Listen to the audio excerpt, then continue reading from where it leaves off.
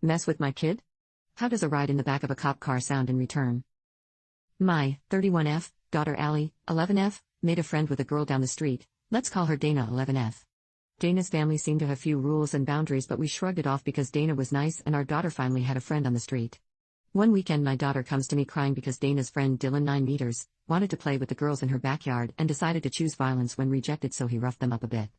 We go outside and immediately I see Dylan book it back to his street, and Dana also is bawling about Dylan shaking them and hitting them.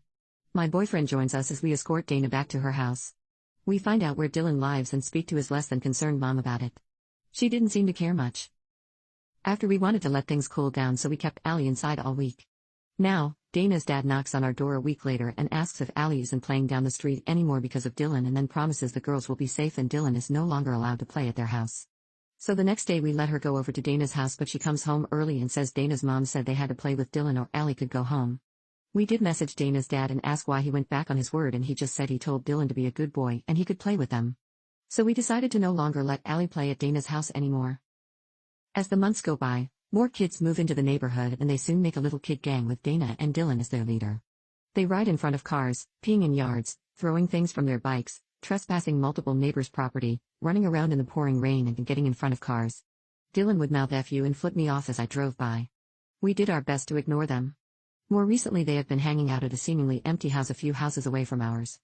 The owner travels a lot and lives in a trailer on the side of their house. We have warned them a few times to stay off of their yard.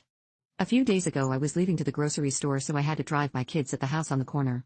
I was trying my best to ignore them until I saw Dylan run up to the door and run back and gives me the most petty smug grin I've ever seen, like he's daring me to do something. So I roll my window down and tell them they need to leave the house. They all scatter, Dylan first, but Dana is the last. I tell her she needs to leave too, she says, but then just leaves like she wanted to argue that no one lived there, so why does it matter? Yesterday, the group of kids goes to the house on the corner and they go all out throwing rocks and sticks at the windows.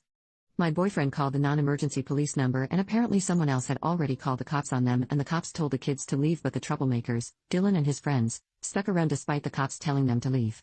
So the cops drive up the street from both directions to trap them and tell Dylan and his juvie friends they are taking them all home in the back of their cop car and talking to their parents. I wish I could have returned the smug look on Dylan's face as the cop car pulled away. Hopefully they will stay on their side of the street from now on, and hopefully Dylan will be grounded for a while.